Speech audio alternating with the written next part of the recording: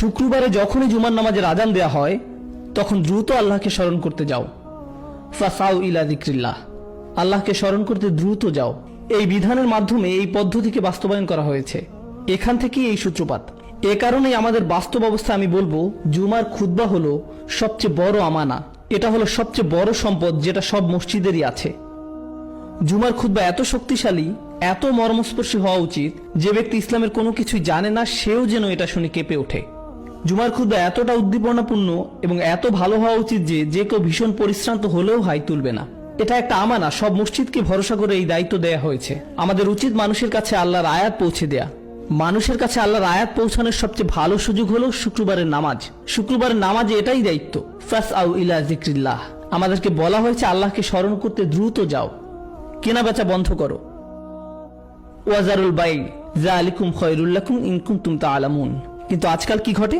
আমাদের সময় ঘটা অন্যতম বিপর্যয়কারী একটি ঘটনা। বেশিরভাগ মানুষ জুমার নামাজে খুতবা শুরু হওয়ার আগে নাকি পরে এসে হাজির হয়, পরে আসে। বেশিরভাগ মানুষই পরে আসে।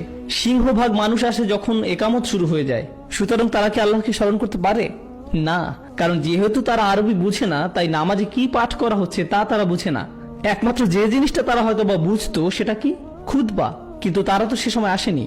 তাই আমাদের এখন আগে আসার ব্যাপারে খুতবা দেয়া দরকার, যেন আমরা এই প্রথাকে পুনরুজ্জীবিত করতে পারি। আমাদেরকে এটা শুরু করতে হবে। যদি তাদের আসতে 5 মিনিট দেরি হয় তবে খুতবাও 5 মিনিট অতিরিক্ত বলতে হবে।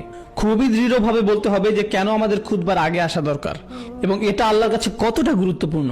আমাদের জন্য তিনি এটাকে কতটা গুরুত্বপূর্ণ করেছেন যে আমাদের আল্লাহর স্মরণে দ্রুত যেতে বলেছেন এবং আমাদের কেনাবেচা বন্ধ রাখতে বলেছেন। তখন তোমরা যদি জানতে যে এটা করাই তোমাদের জন্য ভালো। তারপর আল্লাহ সুবহানাহু ওয়া তাআলা পরিশেষে মহানবী সাল্লাল্লাহু আলাইহি সাল্লামকে একটা উদাহরণ দিয়েছেন, ফাইযা কুদিয়াতিস সালাতু ফান্তাশিরু ফিল আরদ ওয়াবতাগু মিন ফাদলিল্লাহ। নামাজ শেষ হয়ে গেলে তোমরা পৃথিবীতে ছড়িয়ে পড়ো এবং আল্লাহর অনুগ্রহ সন্ধান করো। তোমাদের কাজে ব্যবসায় ফিরে যাও, ওয়াবতাগু মিন ফাদলিল্লাহ। কিন্তু আল্লাহ আরো বলছেন, ওয়াজকুরুল্লাহ কাসীরা, অর্থাৎ আল্লাহকে বেশি করে স্মরণ করো। আপনারা কি জানেন কিভাবে এক ব্যক্তি আল্লাহকে বেশি স্মরণ করতে পারে? বেশিরভাগ সময় জুমার নামাজ শেষ হয়ে গেলে আপনাদের মনে হয় যে দিনের ধর্মকর্ম সব শেষ, এখন আমি পার্টি করতে পারি। সর্বোপরি আজ তো শুক্রবার রাত, বিশেষ করে আমেরিকাতে এমন ঘটে, ঠিক না?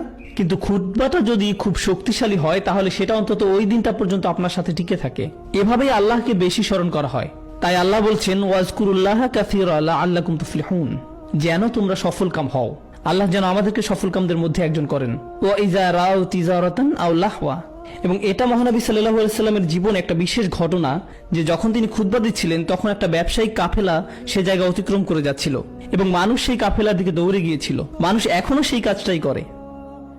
তারা নামাজের সালাম দেয় এবং সালাম শেষ হওয়া মাত্র তারা খুঁজতে থাকে যে তাদের জুতাটা আসলে কোথায় আছে। তারা তাড়াহুড়া করে, দৌড়াও, খুব দ্রুত এখান থেকে বের হতে হবে। আমরা নিজেদের মধ্যে এই আচরণ গড়ে তুলেছি। তারা ব্যবসার দিকে তাড়াহুড়া করে যায়, ওয়াতারাকুকা কাইমা, তারা ওই দিকে দৌড়ে গেল এবং আপনাকে দাঁড়ানো অবস্থায় রেখে। কুল মা ইনদাল্লাহি খায়র, তাদেরকে বলুন আল্লাহর কাছে যা আছে তা তুলনামূলকভাবে ভালো। আল্লাহর কাছে কি আছে? এমনকি আল্লাহ এটা বলেন নাই যে মহানবী সাল্লাল্লাহু আলাইহি সাল্লামের কাছে যা আছে তা তুলনামূলকভাবে ভালো। তিনি বলেছেন আল্লাহর কাছে যা আছে তা তুলনামূলকভাবে ভালো। এবং আল্লাহর কাছে আছে ওয়াল্লাহু ইনদাহু হুসনুল মাআব, আল্লাহর কাছে আছে পুরস্কার, জান্নাত। তোমরা কোন ব্যবসার চুক্তি করতে পারবে যেটা তোমাদেরকে জান্নাতে নিতে পারবে? কি করলে সেখানে যেতে পারবে? আসো তোমাদেরকে আরো ভালো কিছু দেখাই। কুল মা ইনদাল্লাহি খায়রুম মিনাল্লাহি ওয়া মিনাত তিজারা। এটা যে কোনো বিনোদন, যে কোনো সিনেমা যেটা শুরু হবে 2:45-এ আর জুমার নামাজ শেষ হবে 2:15-তে। সুতরাং আপনার কাছে আছে মাত্র 30 মিনিট সময় সিনেমা হলে যাওয়ার জন্য। এটা তার চেয়ে ভালো, যে কোনো বিনোদনের চেয়েও ভালো। ওয়ামিনাত তিজারা শব্দটি যে কোনো ধরনের ব্যবসায়িক কর্মকাণ্ডকে বোঝায়। ওয়াল্লাহু খায়রুর রাযিকিন। এবং দুশ্চিন্তা করো না, তোমাদের ব্যবসার কোনো ক্ষতি হবে না জুমার নামাজে আসার জন্য। কারণ আল্লাহ বলছেন আল্লাহ হলো প্রদানকারীদের মধ্যে সবচেয়ে ভালো। ওয়াল্লাহু খায়রুর রাযিকিন। মানুষ কেন জুমার নামাজ পড়ে তাড়াহুড়া করে ফিরে যাওয়ার জন্য? অনতি বিলম্বেই নামাজ ঠিকমতো শেষ না করেই, কারণ তারা ভাবে তাদের রিজিক কমে যাবে। আল্লাহ এখানে বলছেন আসো, আল্লাহ আরো ভালো প্রদানকারী, আল্লাহ সবচেয়ে ভালো প্রদানকারী। সুবহানাল্লাহ।